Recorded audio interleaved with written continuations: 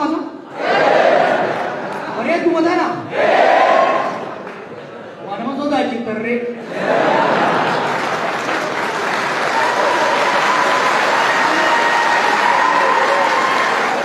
Hunda dura.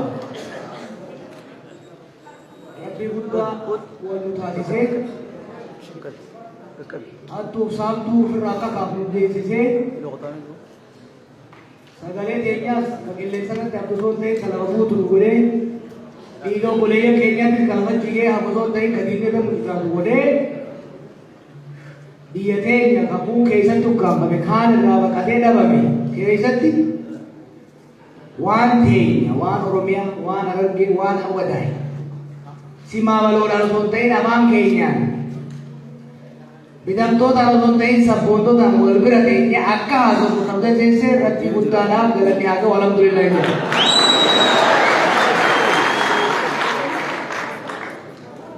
Itti aansuudhaan magaalaan tun seenaa guddaa qabdi. Baroota qabsoo as dabre kana keessatti aarsaa namaatti qabeenyaa guddaa baafte. Magaalaan Amerikaa keessa magaalaa takkaa jira tarraafne halkanii guyyaa Las Vegas jedhanii gaafa achitti haleelaan irra ga'ee daqiiqaa tokko qofaaf turatte jechuudha. Awwadaay Las Vegas Oromiyaadhaati.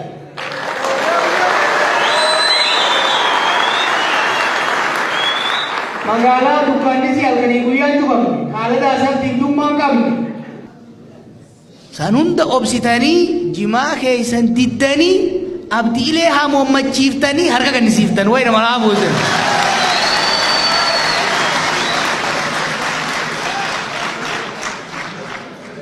Qabsoo kana keessatti nama hedduu hirmaata. Daldaltoota baay'ee ulfaataa ture. Kanaaf daldaltoonni wanti tarkaanfiin isin asii fudhattan namni awwadaa'e fudhate Oromiyaa hundaa fakkeenya ta'eeti isin booda. Eega gaafa awwadaa'e hulaa hunda cifattee booda Oromiyaan guutuu ka cufatte akkasumaami. Isin faarsuu fi mibar dalagaa ta'isanii. Kanaaf hedduu galatoomaan jaa qophiin har'aatis qophii hedduu bareedaa ture. Harar keessatti sabaaf sablammoota fi qabattanii ummanni dillisuun bahee nagayaan gammachuudhaan addaan galuun isaa dhugatti waan guddaadha. Kanaaf ijoollee qeeroo isin keessa jiran tanaaf yeroo tokko harkanaadhaaf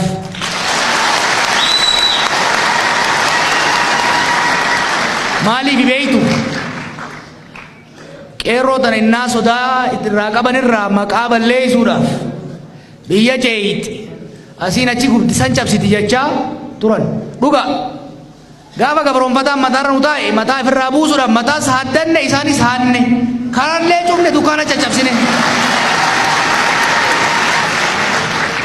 har'ammoo biyya jaarranna bilisummaa tana hiddasii gadi fageeffanna ni dalaganna biyya keenya irratti abbaa taana wanni waa diinuuf hin jiru nuyi naga'e jetteeti qeerroon akka har'a akka ajaa'ibaa sanitti nama dila sana daangalchite jechuudha qeerroon taana ta'isaa odeessanii akkasii miti.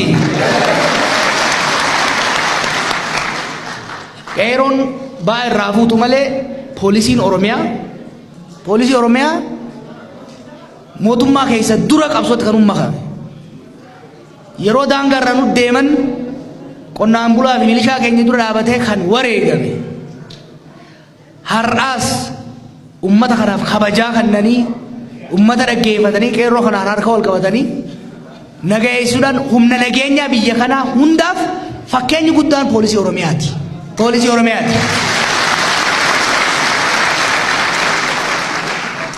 Yeroo gabaabaa keessatti humna cunqursaan ajajuu fi fedhinnaa cunqursaa hojiitti osoo hin tahin poolisii ummataa qabatamaan afaaniin osoo hin tahin ta fedhii ummataa calaqqisiiftu ta nagaa ummataa eeyyitu ka heeraaf seera mootummaa beeytu qabatamaan mul'isan hangara fuulduraatti osoo dalagaan irraa irratte waan poolisiin Oromiyaa tun dalayte Afrikaa barsiisuun barbaada.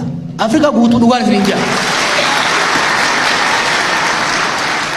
بيجوني جيكم سحما كيسة سنة وصلنا منو الانفتين أكتر يوم سنة كيسة جينيو إيرو بوليسين أوروميا والتاني والإنديمون سون قماتا قدا قري خنا بوليسودا كينيا كنوسا جولين دو من دا ذكا كبتي الماني يساتي أكما كيساني من دا ذكا دان قدين هندر رالو فريسين كيسا جراني إفك أوا ججبيسا مالي في جولين جرالو توس أكا سانيتي نامو سورتاني أكا رفرين مغرغارا إيرو بوليسين أوروميا بوليسين نانو هرر بوليسين فدرالا مكلاكيان هندي ساني قبي الرهنا بكانغو ردي دمين نجينيا بولشيسنيس وان قدامي وان وليها سينو بيتا نمني ولد بفي أردي إني كينيا ورمو يوال جايسي والنياتي ورمو في هرري يوال جايسي والنياتي ورمو سببراتي والنياتي هرّا ورّي جلتان هرريتي ديغا غنّا كما مالي دوغا بها جرين ايني يچو بغا كام فچيفتن والتا دني نوي ummanni kiyya ummata kiyya waan hin abdadhuufin qoma daayadheen hin dhaqin jedhama rakkoo jira maal no ummata kiyya hin abdadha ummanni kiyya immoo nan qaanfachiine takka har'allee nu boositan jechuudha.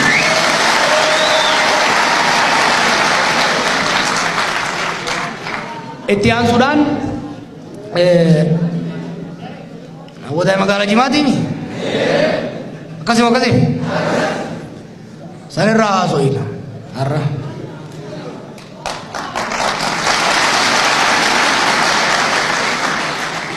إن كان فتير أجمان حرامي متي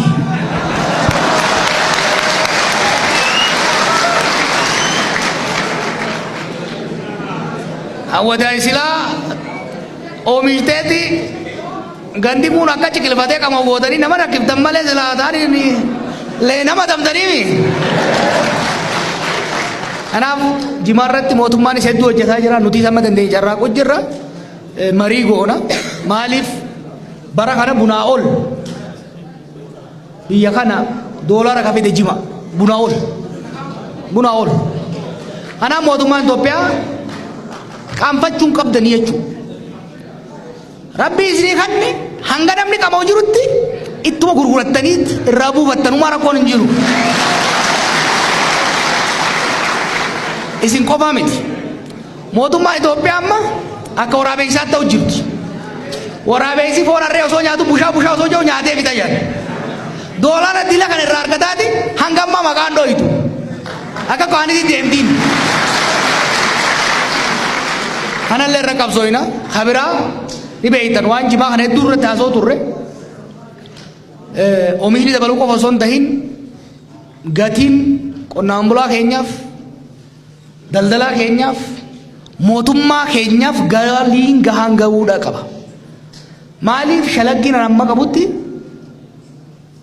jimaarraa wanni qonnaan bulaan keenya daldalaan keenyaa fi mootummaan keenya argatu parsantii 30 gadi kiiloo takka qarshii dhibbatti yoo gurgurtan taate qarshii dhibbaa gaafaan dursa gaafaan as ture guddaa qarshii dhibbi amma meeqa kaasa hin beekne qarshii dhibbaan coree hin bitatanii meema coree hin taatu se'a coree baga qaalee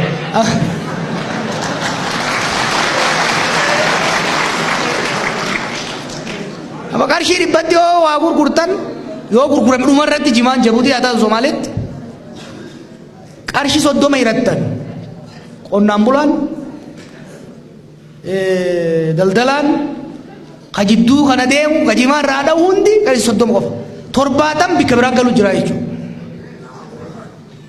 Rabbiin ifi laffaanii orma nyaachisuu irraa nu haa baasu. Lakki tanallee rabbiin hin dararru akkasii rabbiin hin dararru rabbiin nu haa gargaaru. Akaakoo kiyyaatu ganama waggaa gadi ba'ee caayaa jala gattaa'e du'aa dheeressuun fedhu. Yaa Rabbi kan nagayaan na bulchite nagayaan na oolchise waggaa namni tokko tokko dhufee du'aa dheeresee Rabbi kadhachuu dheerese boodiisii jaan maali dachi gaffaa gallaalaa Rabbi ittiin kadhattu dhayiteeti akaaftee Rabbi ittiin haroobsi jettanii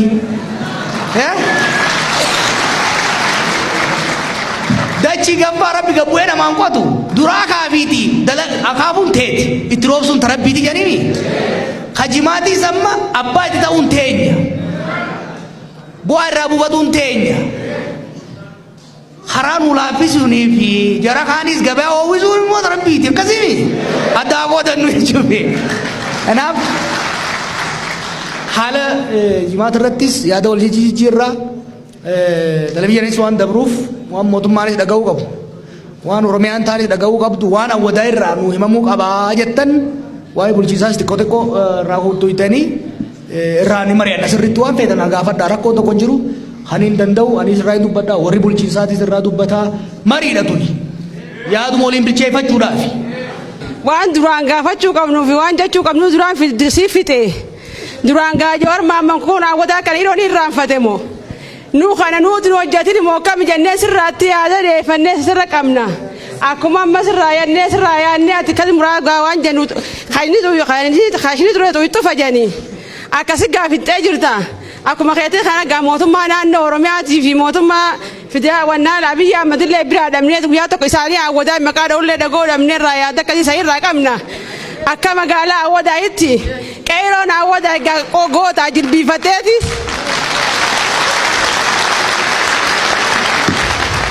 Qeeroon awwadaa illeen sodaa qawweetii fi du'a sodaaf hin jilbiifanne guyyaa dhiiftee halkan baate akkasuma sodaa qawweetiif galtee rafne atilleen akkasii halkanii guyyaa qaaxiraa bultee jette alhamdulillah baga rabbiin nuun geessiinis gahe alhamdulillah maqaan joo waran jala ta'eeti halkan hidha halkan sa'a sagalii laallee cufannee bananne har'a miidiyaa kan dhaabbata dhuftee miidiyaa sana nu eebbisuu keenyaaf si galatoonfanna wallahi waan jannu qabnu joor maamma sabboona sabni keessiin boona leenca haati deesiyaa ilma gootaa lammisiif gadooda leenca haati deesiyaa ilma gootaa lammi bakka goota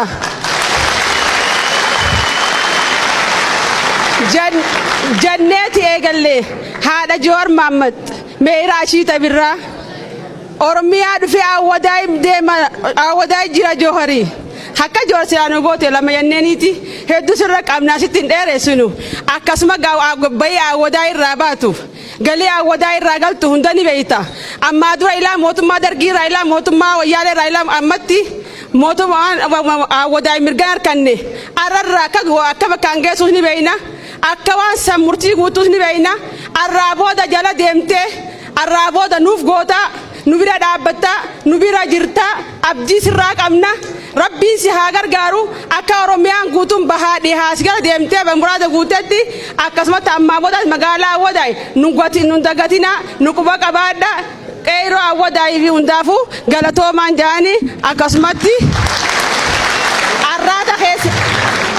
arraata kee amma duraarra amma booda si aameessu hisbii teessi jalaa oofu jaalala maduraarra ta booda si haa kannuun jaa akkasuma galatooma.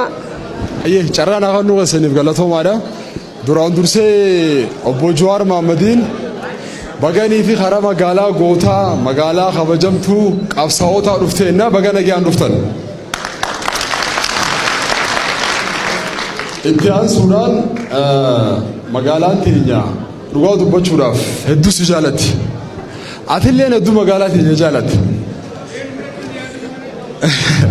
Garuu nurraa turteetiiti hanganii fi nuti seenu xiqqeeshoo nurraa turtee dhufte uumaatii miti ofiisii goonee si jaalalla.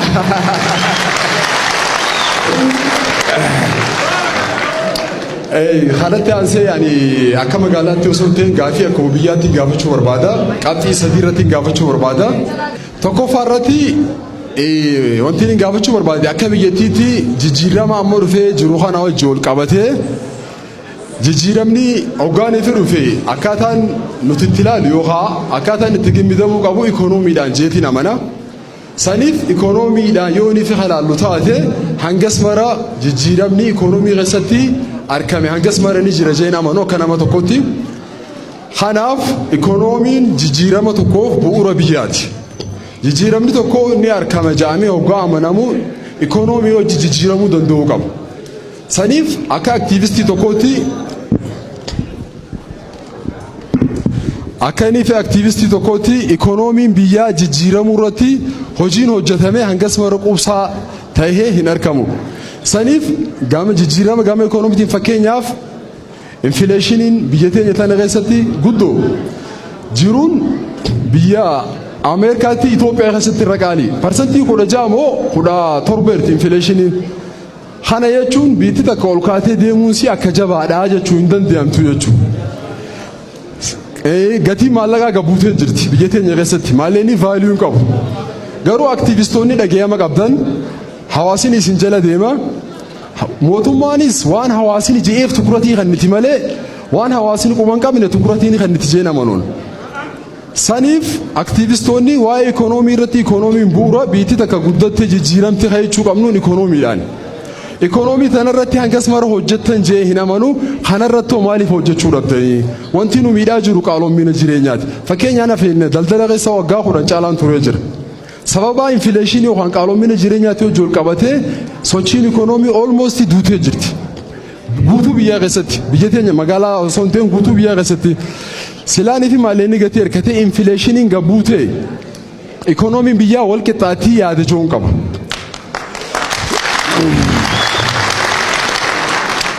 Saniif ikoonomii irratti ila hanga ammaa hojiin bu'aan gaarii hin argamne abdiin biitti qabdu keessaafuu tokko Jawaar Mohaammed yoonii fi isin irratti hojjettanii uummatan kaafne yoonii fi uummanni dammaqee gaafii gaafanne deebisaa hin argattu gaafiin tun piliis waan tan irratti hojjedha.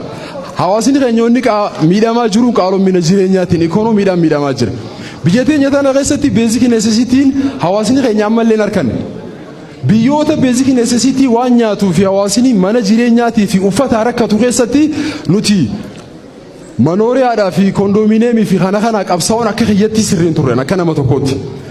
Maaliif namni waan nyaatee dhugu mana beezikii neesesitiidhaaf osoo rakkachaa jiru nuti waan biraatti ammallee qabsaa'aa jirra jechuudha. Saniif nam biyya teenya tana keessatti beezikii neesesitii tana mee dura haa guutantu yoo takkitti tana guutamne ta lammaffaa dabarraa carraa hunda dura ikoonomiidhaaf haa kenninu yaada joon qaba.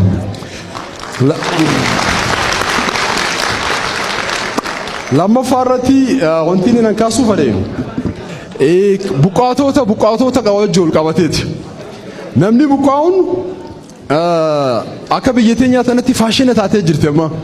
Gamasiis ni dhageenya nama buqqee Oromiyaa keessa naannoo Amaaraa, naannoo Dabub, naannoo Tigraay buqqaatota kana keessatti silaa geen aktiivistoonni taphatu gahee guddaadha jeetiin amanaan. Waan kana irratti maaliif hin hojjenne wanni tu yoo faashina taatee kanii fi biyya teenya tana itti hoftu taate maal akka nu mudachuu danda'u laala. Saniif kana irratti aktiivistoonni isaan gasmara hojjetan jee waan hin amanneef yoo hojjetan ammoo mootummaa caalaa bu'aa isinii fide jee waan hin amanuuf akka nama tokkootti. Saniif yoonii fi buqqaatota irratti hojjetan namni kan buqqaanni naggadatee jira biyya teenya tana keessa dhugaa dubbachuudhaaf. Haana chiini haana chi buqqaatota jee galii sabasaba. Yoonii fi bakka sanii kadhaabsisan taate ni danda'an humna guutuu qabdi mootummaan. Kana irratti garuu aktiivistoonni maaliif hin hojjenne yaada jahuun qaba. Sadaffaa irratti gaggabaabseetumaan kaasaa fixadhe obsa.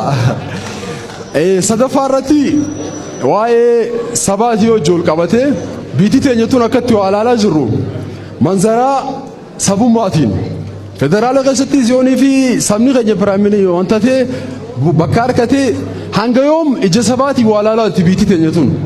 Kana irratti aktiivistoonni maaliif hin hojjenne? Saba addunyaa guutuu qaba. Afrikaa tana keessa Raashiyaa keessa sabaa sablammoota 80 olii jira. Afrikaan tun sabaa fi sablammii hin qabne hin jirtu. Garuu biitii teenya qoftiin hanga yoomiitti manzaraa sabaatii waa ilaalti.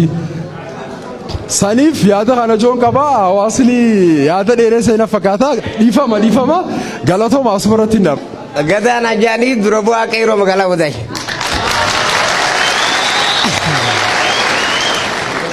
Ani yaadeen ani qabu pirezidaantii Lammaa fi Dr. Abiyyi warra Harar wallaalaan dambaramne nu beekan.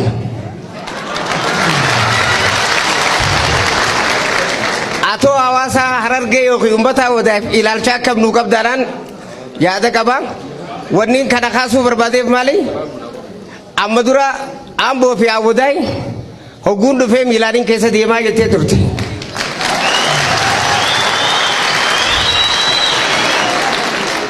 Amboo dhayite an Amboo dhaquu qofachuudhaaf miti tijaafuu dhaquudhaan barbaada.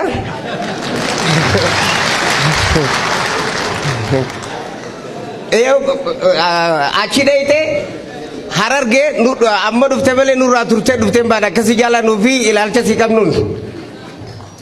Tanaafu nutoo wallaalaan dhagaa darbanne moo akkamii tayyattuutu?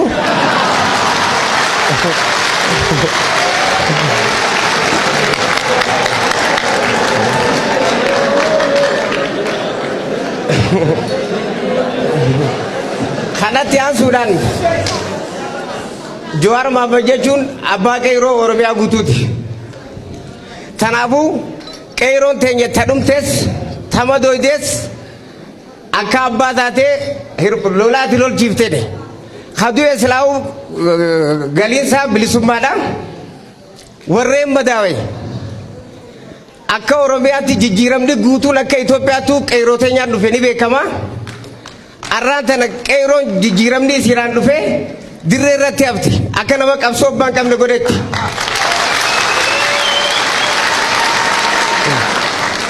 Namni biraallee dagatu ati akkami garaan si dandeedhaan yaadni si qabu.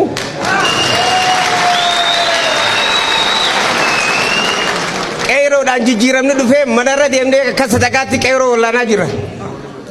Waan ta'uu hin qabneen baana kun. Ammallee dabarree itti yaaduun si qabaa. Maayirratti dhaamsiin ani qabu filimni Oromoo fi Somaalee gidduu jiru dhumatee jira. Qeerroon dirreedhaa taganda garaadhaa maqaa kanaan ta'ee dhabdee mana hidhaa keessatti dararamaa jirti. Xiyyeeffannaan kan namee fi akka nu baatu. Galatoomaa.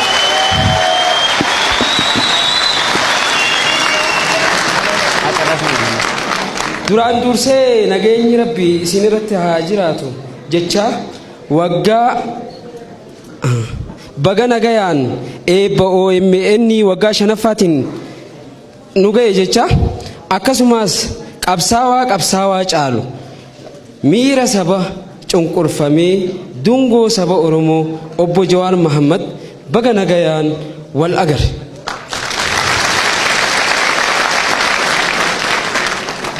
Jecha gara gaafii hootii giseen dabru garuu nuti Jawaar taaziyaallee waan itti hin dhufne soogiddareedhiin dhufe moo sukkaraan dhufe dhiiroo.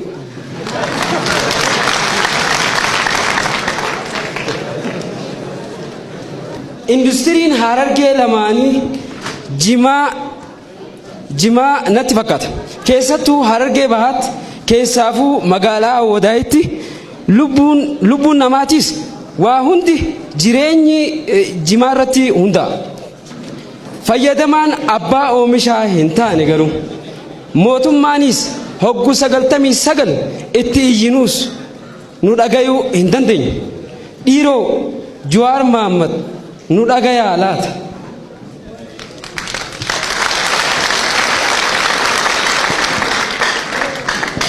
Ilaa hanga ammaatti harki hooggantoota jajjaboo fi jeeneraalota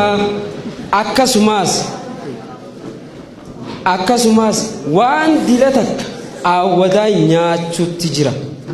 Eenyutti himan? Lammaa fi Abiyyi nu jalaa didanii Jawaar nu dhagayaa laata?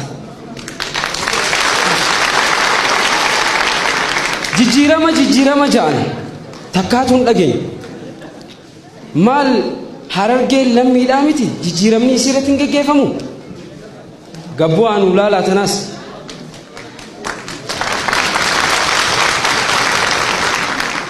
Magaalaan Awwadaay abbaan harkanne dhugumatti eenyu abbaan olaata?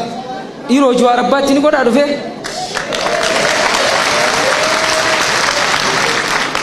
Ani har'a wanni guddoon barbaadu tuubboo takkaa jira guddoo waa xiqqashoo amma qushaanii keessa seenee afaan sii dhiphachaa jira.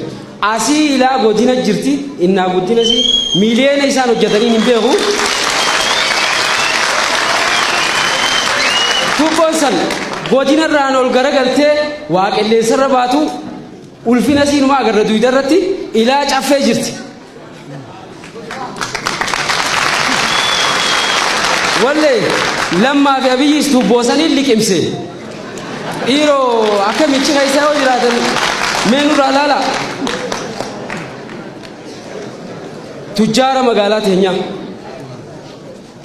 Awwadaa irraa tujjaarri magaalaa teenyaa akkamiin wal kuffifnaa akkamittiin abalu bira dabraa waan akkasiiti walitti hidhatee wal jala jira. Jimaa abalu itti khasaare anaa harkaa fuudhee anaa humna qaba anaatu khasaaraa sanis akka hawaasin gaafanne godhee cufa yaanitti harkaa fudhatan. Maaliif kun ta'e ilaa hangaarraa nu laaluu dhabuudhaani harki mootummaatis keessa jiraachuudhaan akkasiin nutti taphachaa jiran.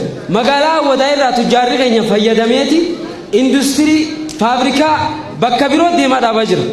Ijoolleen Hawwadaa hattuu taatee jiran madhubaaf taate akkamitti jiraatti?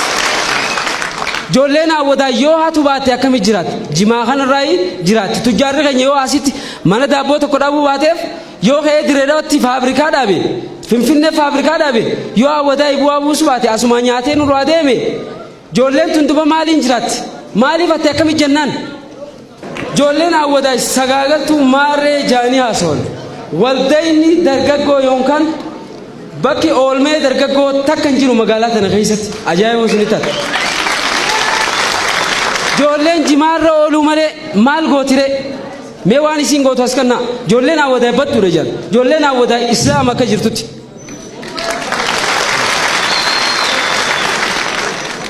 Gaafa Jawaar Mohaammed asii ardii Ameerikaa keessa jiru sakandiidhaan nu beeku baatus waan inni jiru jala teenyee qaaxiraa bullee geggeessaa ture. Tana hundaa'u itti nu yaaduu qabdanii hojiileen piroojeektii magaalaa tanaa waan dubbannu miti jara keenya. Galiin magaalaa tanaa ta guyyaa takkaatii fi bahiin bahaa jirtu waliin madaaltu. Kantiibaa 10 waliin beekaa sobumaan nu dabarsaa turan. Keenya kaa amma nuti kaa inni kun xiqqashoon hojii tarkaanfachaa jira. Garuu qixa sirriitiin hawaasa keenya wali buusuu adoon taane shiraa akkasii jira. Hawaasa wirtuu fi gandaa fi maarree cirtuu hundaan adoo danum babaaf tokko taanee Hawwadaa akkuma tokko taanetti Jawaar Mohaammed gisee dhufe as keessatti waan nuun jechaa turan. Qaanyiidha akkana jechuun nuti Jawaar Mohaammed if dura isa buufneeti nuti duuna malee abadan hin du'an. Saniifuu obboleeyyan kiyya irraa carraan fitu galatoomaadha asumarratti isin irraa. Ani hogguu takka hayyuu fi aktiivistii keenya daayirektarri miidiyaa OMN haa galatoomu magaalaa teenya dhufee daawwachuudhaaf haa galatoomuun jaa. Kanaan dura waan takka gaagartee gaafa namii fi biyya Oromaa jiru san ballama nuu seenee ture. Gaafa uummanni Oromoodhaa keenya naannoo Somaalee Itoophiyaatirraa buqe. Namoonni maallaqa deeggarsa uummata kanaaf bahe qarshii takka nyaate seeraan itti gaafatamaa jee dubbatee ture. Magaalaa teenya tanatti nuti waldee tokko qabnaa waldee qorsiisee buusaa hajaamu. Deeggarsa uummata keenya qabu keessan qarshii 30,000 waldee keenyarraa baafnee deeggarre. Qarshii 30,000 tana nama dhuunfaan mana isaatti galfatee ilaa ammaa gaafannee dhabnee jirra.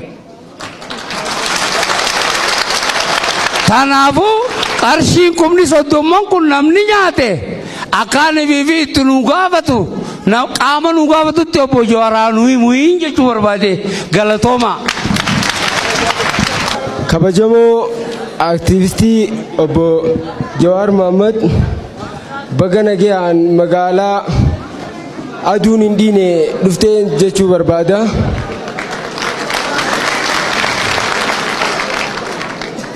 Itti aansuudhaan yaada hedduun itti qophaa'ee ture. Namni dubbii beeku dubbii nama duraa fixaa jiran. Namoonni na dura kan dubbii na duraa fixanii kaniin kaasuu barbaade waa'ee qabsoo Oromoo irratti gaafii takka magaalaa irra gaafii lamaan qaba.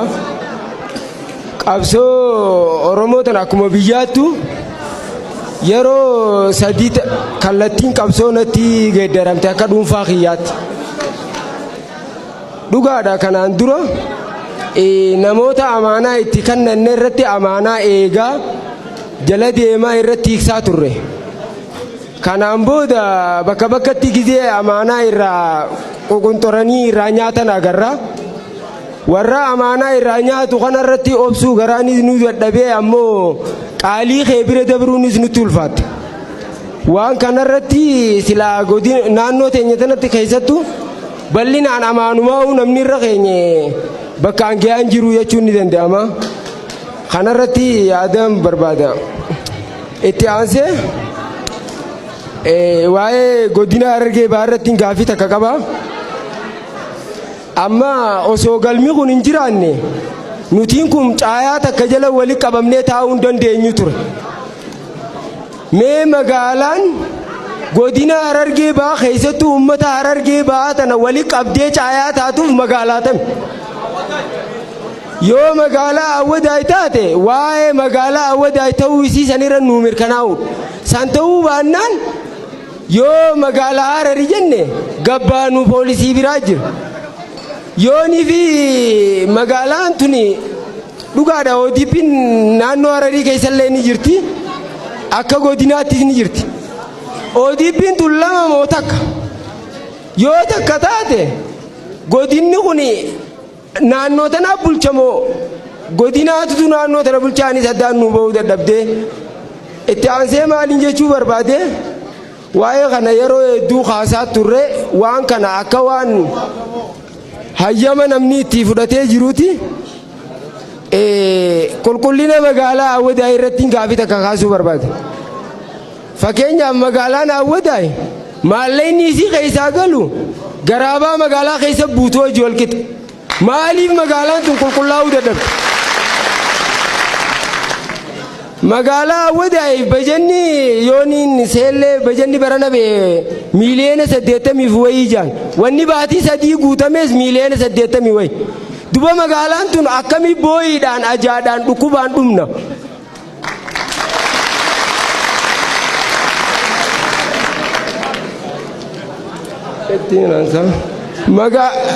Itti aansee magaalaa tanarratti waan takkaan shakkee dhiifama yoo naasoo dheeressellee carraa kiyya fixeetumaan ba'a. Magaalaa teenya tun yoonii fi fageenyaanillee naannoo Somaalee irraa fagoo taate walitti daldalachuudhaan magaalaa ollaati. Daldalli seeraan alaatti ni baay'ata. Akkaaniin intarviiyuu tokko an godhetti namoonni kushaasha sanaaruu dhoorke warra kotorbaandii dalaguu fi warra kafana gurguru jechuus ni dhage. Waan kana addaan akka nuu baaftu fajaanis magaalaa tana keessa baay'inaan gurgurama.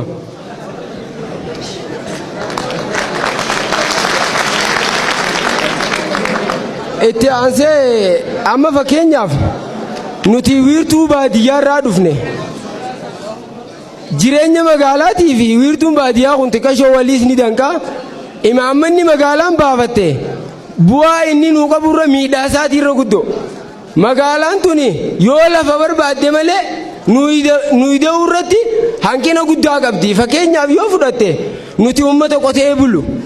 Namni qotee bulu tokko yoo diqeen hin jiraanne yoo gibrinaan hin jiraanne nuti duba paakeejii magaalaan baafatteen faayidaa maalii qabna? Paakeejiin magaalaa booyii dalaguudha. Ooyiruu keessa daagee hidhuu imaammataaf hin qabanii jechuudha. Kanaafuu yoo itti yaadame seektarri baadiyyaa hammatu magaalaa irratti hin jiraanne aanaa keenya nu deebisuu barbaannaa jechuun barbaada. Fixadhee galatooma.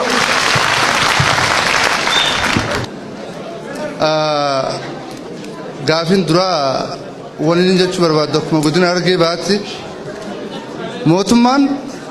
mootummaan federaalaa fi mootummaan naannoo Oromiyaattis ilaalcha akkam godina Harargee Bahaatti federaatiif qaban dinagdeedhaaf cimsuudhaaf xiyyeeffannaan isaaf kan inni maal fakkaata? Kan dabrees ni beekna, kan namatti jirullee dambee nu beekta akka ifa nu gootuun barbaada. Tan lamadaa hoggansi bibilchaatoon godina Harargee Bahaa keessaa ol ba'an jiru ammallee haaromse chaatuma maqaan namootuma duraan jiran hanga tokko godhu malee gadi fageenyaan ammallee hin baane ijoolleen kun ammallee lafa qabachuudha qaba. Ijoolleen godina Harargee Bahaa bilixaa keessattis haaromsi eega ka dhufu taate ijoolleelee bibilchaatoo sadarkaa ol aanaatti ol baasuudhaan ijoollee mul'attu harkachuudha qabnaa jeetiin tana yaada qaba. Gama gadiitii fi gara baadiyyaatti ijoollee teenya ana gama hoggansa olaanaatti godinootuma biraatutu ilaa ammaa caasaadhaan qabee jira jechuudha. Kuni ammallee nurraan dhaabban. Kuni akka nurraa dhaabbatu barbaanna ammallee irra deebinee.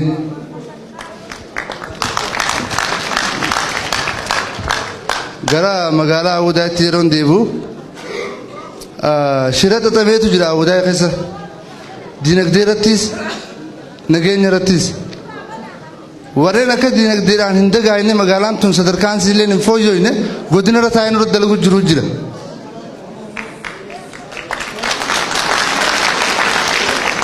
Sadarkaan magaalaan teenyatti jirtu ilaa ammaan harkan bu'uurri misoomaa tokkollee hin dalagamne hanga tokko hoo hirmaannaa hawaasaatiin faasisu tuqaa jiru malee.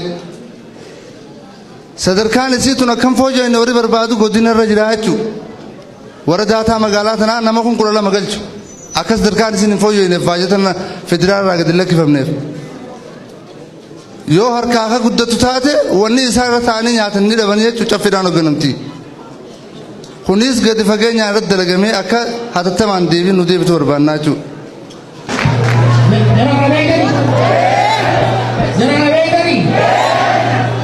Saudara Gammachuu Magarsaa jedhanii warra gaafa nuti barataa san sabboonummaa Oromoo gobaatee humna galchanii Israa'el.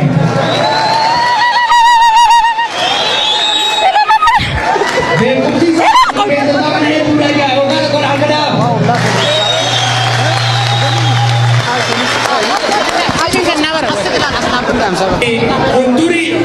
Kondur Profeesara ture. Gaafa isin kaatan booda shiftaa ta'ee jechuun wajjin Profeesarri. Haanoo beektani qachaan beeku haa kana jala nyaateetiin beekta beekaa jala sirriitti mul'ise. Gammaa guutamaa abbaa cabsaa jedhan feesbuukii fi raabaadorii irraa diinatti ulee cabsaa oon akkasii. Dari nama kuni harangee dura buutu jedhanii oowwaa sana dura afaan kaayatuudha kana dhuman. Oromoo ammas mirqaananii dhiiba kadhaa dhumanii jechuudha. Kanaafuu akka hunda qabnaa magaalaa nuti galatoomaa gara gaafii deemnee booda isaan siyaasa akkasitti qonnaan boonaa taa'ataa galatoomaa. Kabajamoo obbo Jawaar Mohaammed baga Rabbi nagayaan asiin fidee kabajamtoota keenya kan amma seenanis isaan hundinuu baga nagayaan magaalaa kabajamtuu magaalaa misoomaa magaalaa Awwadaa baga dhuftan jechuun barbaade. Duraan dursee uummanni keenya waa hedduu gaafatee jira. Ani gaafii lamuma sadiirra xiyyeeffachuu barbaadeeti. Qabeenyi akkuma biyyattiittu qabeenyi guddaa waa lama jennee ilaalla. Lameen tokko humna namaatii fi dachii. Keessaafu Oromiyaatti ugguu addas deebisnee wanni kun bal'inaan dachii fi humna namaa qabna. Dachii qabnu tanaa fi humna namaa qabnu kana akkamiin maaneej goonee wajjin deemsisuu dandeenya gaafiidha jechuudha. Humni namaa tokko yoo baratee fi yoo barumsa gahaa harkate dachii sanirraa oomisha gahaa kan fidu jenneetti amannee jirra. Ilmi namaa barachuudhaaf jalqaba gizee dhalatu iskeel waan dandeettii jedhamu qaba jechuudha. Dandeettii tana cimsuu qaba jechuudha. Dandeettiin tun tan ittiin cimtu kallattii adda addaa tan ittiin dandeesse qabdi jechuudha. Isa duraa barnoota jennee keenyee jira. Barnoonni kun yeroon isaa hin dabartu akkuma hundattu gara haadhaarraa bahanii ila hanga guyyaa qabritti waan haareewamuu qabu jechuudha. Kanarraa namni keenya magaalaa Awwadaa keessatti barnoota dhabuun hedduu magaalaa Awwadaa miidhee jirti jechuudha. Barnoota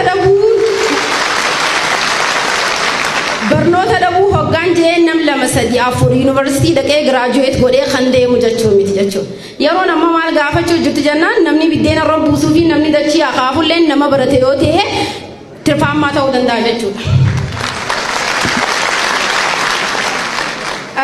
Kana keessatti Awwadaa nama barateen akkamitti oomishamu jirti. Akkamiin nama baratee fiduu jirti. Qabeenya qabdu irratti dachii san irratti gujannee as deebisnu. Waan nama qaanfachiisu Awwadaa qabeenyaan duuba jirti hogguu jennu yuunivarsiitiin Haramaayaa hogguu as teessu. Yuunivarsiitiin Haramaayaa hogguu as teessu namni kutaa takka 2-3 barateetuma yuunivarsiitii giraajuweet godhuu qofa osoo hin ta'in barnoota haadhoowwan abbootii sadarkaa barnoota ittiin baratan keessaa bahanii mala ta'anii jira. Namni tokko kan hoogganamu manaa gad hoogganama malee alaa waliin hoogganamu jechuu barbaadeeti. Ijoolleen magaalattii tun hogguu hoogganamtu abbootiin isaanii tun bilchaachuu qaban dura. Abbootiin tun umriin isaanii gaafan baratiin dur dabartee jirti. Amma garuu manuma teenya ija dhuunfannee ijoollee barsiisna yoo jenne rakkoodha. yoo xiqqaate yuunivarsiitiin Haramaayaa cinaa jirtu leenjii abbootii gayaa isaan gootu isaaniif kan nu qabatu faamilii pilaanii bultii keessatti osoo hin ta'in jiruu keessatti illee kan nu irra jiraata jiru jechuudha.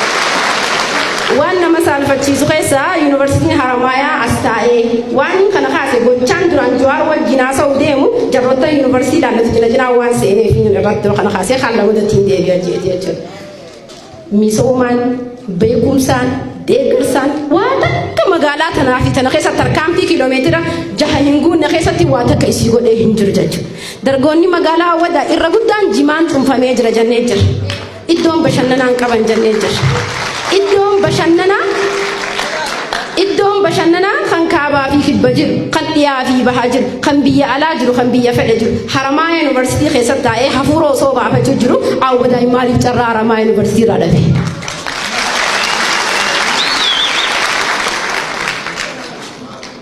Magaalaa Awwadaa yoo gabbaate amma barandaa isaanii kana keessa akkuma tujjaarii maallaqa hirmaatus jiru kan manaa qabus jiru warri nyaateen bulle magaalaa Awwadaa keessa jira. Kana magaalaan yuunivarsiitiin Haramaayaa kun yoo itti nu yaadde kaafeerraa qunxallaa nyaata isaanirraa bahuun ijoolleen teenya osoo karaa sagagaalummaa takka hin deemne osoo karaa hanna takka hin deemne nan kaafeerraa jechuudha nyaata kaafeerraa hafu ibiniif jechuudha kana fayyadamaa ta'anii barnoota isaanii ijoollummaa irratti jalqabuu ni danda'an ilmaan haadhaa fi abbaarraa ala jiranillee kana fayyadamaa godhaa jiru. Misooma hogguu jennee arraba akka tana dhaabbanne yeroo mawaati qasha dura OMN gubbarraa lukkisaa jennee kan haasa'u ture. Arra kanas dhaabbannee jiru Jawaar baratee haasa'u jira. Silaa yoo Jawaar baadhatu baatee kana alaan nu dhufa malee kana caalu hin kannasan nu ture irra. Sigatee jeneraal Waaqoo akka jeetti gabrummaa hiddaan buqqisnaa yoo dadhabne immoo ilmaan itti guddisna jee rabbi jannatatti haa kan Jawaar itti guddisee keessaa ba'ee jiraan inni jechuudha. Nuti amma kanarratti maal godhuu qabnaa yuunivarsiitiin Haramaayaa ani yeroo takka gonsarra yeroo tireenii yaadadha kobilistoon waa xiqqoo tokko eegalee jira. Kobilistoon sanuu carraa bakka takka geedii dhaabeen jiru. Deeggarsa magaalaa tanaaf godhurraa jechuudha. Kana qaama dhimmi ilaalu wajjin karra nu mari'attaniin barbaada. Gaafii sadiilleen qabaarraa gabaabseetiin qaama nama biraatii kan nuuf lama takkaan itti deeffadha jechuudha. Waa'ee magaalaa Jimaa Awwadaa irratti hin kaasa jechuudha. Qaamni tokko hogguu biyya bulchu heera baasa. Sadi keessa dabree dabre. Legislative executive judiciary da qaama heera baastu hojiirra oolchitu fi sadaffaadhaan bahee hojiirra oola jechuudha. Kan magaalaan Awwadaa Somaalee irra baafattee kan ifitti ol baafattu malee kan baafattee hogganamuutti hin jiru jechuudha.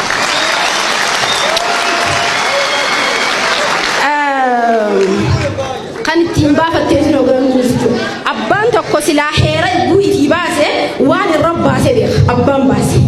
Abbaan baase heera irra gure beeka kan heera kana cabse ni aggadaman ni qaxxaama jee kaayyata.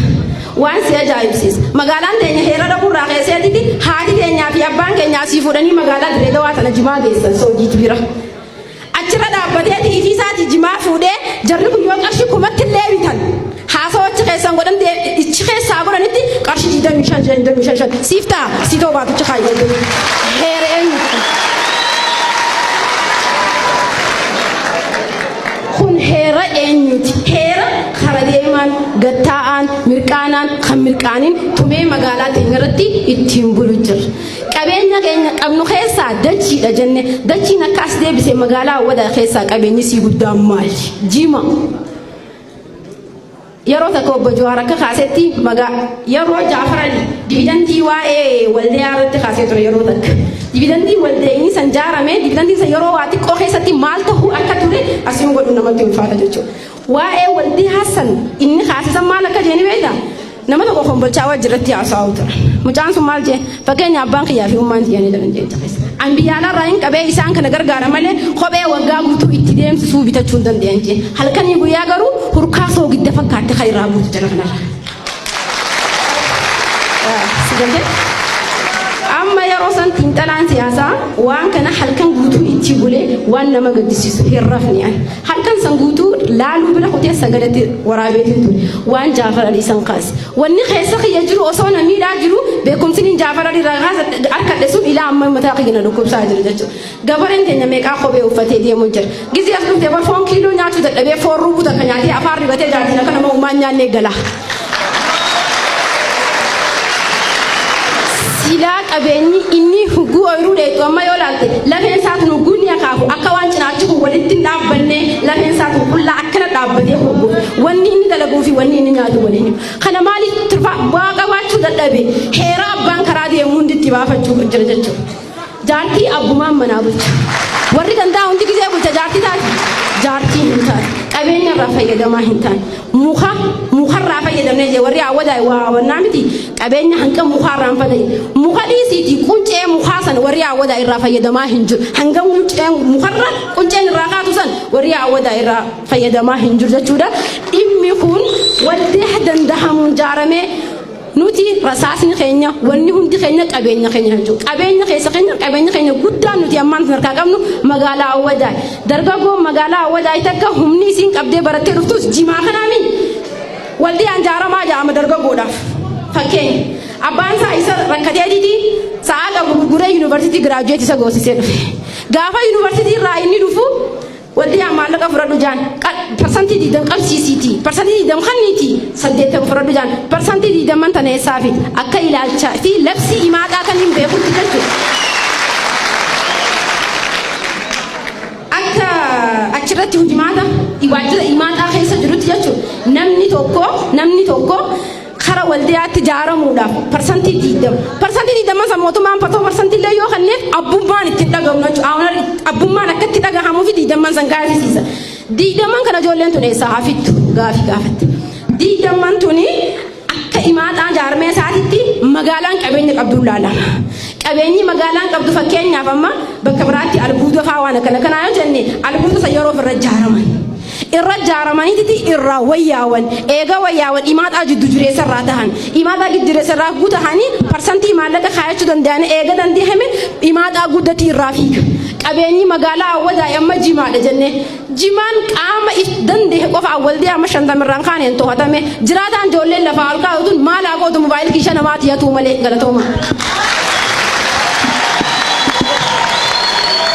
Duraan dursee kabajamoota keenya keessummaa teenya yoo maqaa isii dhooyne ittiin tumamnu yoo maqaa isaa dhooyne haajii malee maqaa isaa dhooyne jaartii Jawaar jechuudhaan ittiin sarbamnu kan dubartiin keenya daa'imni keenya itti mana hidhaatti hidhamee itti gudeedamu. Alhamdulillahi Rabbil Alamin.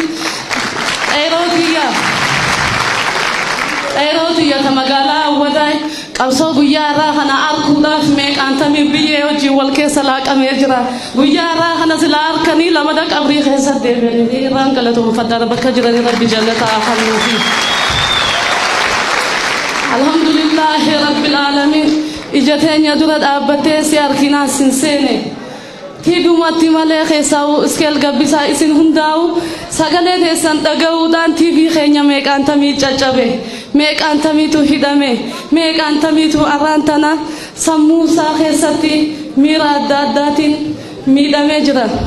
Alhamdulillahi Rabbil Alamin akka dhiyeessanitti ni bari'an seenee guyyaa Rabbiin arra nu bari'ee asin nu garsiise galatoomfachaa alhamdulillahi Rabbil Alamin jeetiin gaafitiyya tan magaalaa keessa yookaan ammoo naannoo teenya keessa jirtu kaasuun barbaade. Inni maali yoo kan jettu taate Jawaar qalbii takkaan na dhaggeeffadhu dhimma fardii waan taateef na dhaggeeffadhu. Magaalaan Awwadaa magaalaa halkanii guyyaa ittiin diine magaalaa jannata firdoos jaamtu ammoo dargaggeessi magaalaa teenya bishaan keessa dhaabbatee dheebochaa jira. Maal inni yoo kajattu taate magaalaan teenya akkuma mana keessaa keetti jimaadha ka beekamtu. Jimaa kana qabaachaa oollu yoo bakkatti ekspoort godhan yoo qabaatan malee jimaa qabaanneef Soomaalota bichaadhaatu akkatti fayyadama akka fadhanii gatii nu godhaa jiran. Gatii mataa keenyaa dhaabbannee hoogganuu hin dandeenyu arrallee hin dandeenyu eenyu kannaa yoo xiqqaattee amma farshoon silaa nama sakaraansitee nillee turullee nama buuftu investimentii qabdi biyya alaa keessa. Mee ati hoo jimaa keenya kanarra dhaabbattee ilmaan keenya keenyaaf jimaa goggogaa jira. Jimaa goggogaa kana karaa waldee qeerootti kana itti ijaaree karaa biyya alaatti illee deeman. Akkamitti godhuu dandeenya? Karaa kamiin na cinaa dhaabbata? qeerrooti yaan gara saasarraa hafe carraa hojii maal kenninaaf mee waan qabdu waan dandeessu asuma irratti akka ahaddinaa seentuun barbaadaa jechuudha.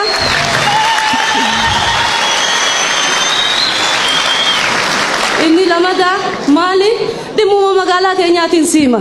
Magaalaa teenya jechuun magaalaa ija Oromiyaati malee ija Harargeetii miti. Guutumatu yoo galii si ilaalte yoo uummata si ilaalte yaa Jawaar keenya daqiiquma 5 buufata keenya fayyaa ilaalte osoo hin ilaalle akkana duraa hin deemneen karaa rabbiitiin si hadaruu barbaada. Maaliif yoo jette daa'imni keenya buufata keenya fayyaa yoo hadeetu taate eegee uti hoggansarra uummanni keenya dhufee carraa harkana harkanne ji'a 8 qofa. Ji'a 8 dura akka uti ture namuutis ni beeka haadha abbaan keenya kaas keessa jirtanis ni beektanii jechuudha. Ji'a 8 kanatti immoo jijjiirama ni finnaayii suutaan malee fiduu hin dandeenye. Hospitaalli yoo faanaadha uummata keenya haawwan keenya riisarchira dalagu jiran yuunivarsiitiin Haramaayyaadha jechuudha. Tadaaltu akkatti dhaltuu fi akkatti si wanti jedhu dooktarri irra barsiisu jira jechuudha. Hospitaala tokko dhabnee buufata fayyaa deenaaksiseeshinii takka kittibaatii takka narkitu laaluu ni dandeessaa jechuudha. Galiin teenya yoo xiqqaate akka federaalaatti parsantaa 40 ol itti fayyadaman.